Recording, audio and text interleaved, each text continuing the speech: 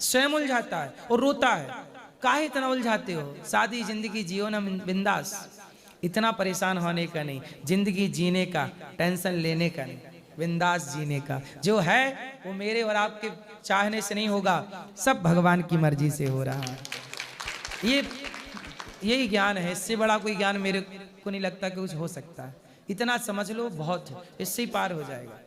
जी गुरुजी, गृहस्थ के लिए सबसे अच्छी एक दिनचर्या या लाइफ किस तरह से गृहस्थ को स्पेंड करना चाहिए, अगर आप शॉर्ट में बता पाएं तो? गृहस्थ को पहले तो ये मान लेना चाहिए कि सब कुछ नाथ सकल संपदा तुम्हारी, मैं सेवक समेत सुतनारी। सब कुछ प्रभु आपका है, मेरा कुछ नहीं। मेरे को जीरो कर लेना है अपने को, सब ईश्वर का। पहला, जैसे बच्चा हुआ, हम लोग कहते हैं मेरा बेटा मेरा बेटा। मेरा बेटा कहाँ है? आपके बेटे में आपका क्या है? आपने बच्चे की आंख लगाई क्या?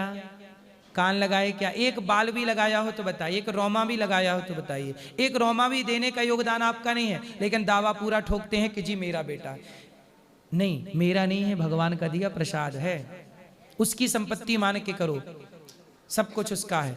पहला तो ये भाव कि मेरा कुछ नहीं है। बेटा बेटी परिवार मकान आप, व्यापार आपका, परिवार आपका, हे प्रभु सब कुछ आपका, ये दासी आपकी, ये दास आपका, सब आपका। पहला तो गृहस्थ को कुछ मेरा नहीं, सब भगवान का। ये दूसरा, आपके द्वार से कोई अतिथि कभी भूखा ना जाए, कोई साधु भूखा ना जाए। भोजन बनाओ तो भोजन करने से पहले कोशिश करो कि हम किसी को भोजन कराएं। भारत की परंपरा रही है कि पहली रोटी गाय को निकाली जाती थी, अब गाय घर घर है नहीं।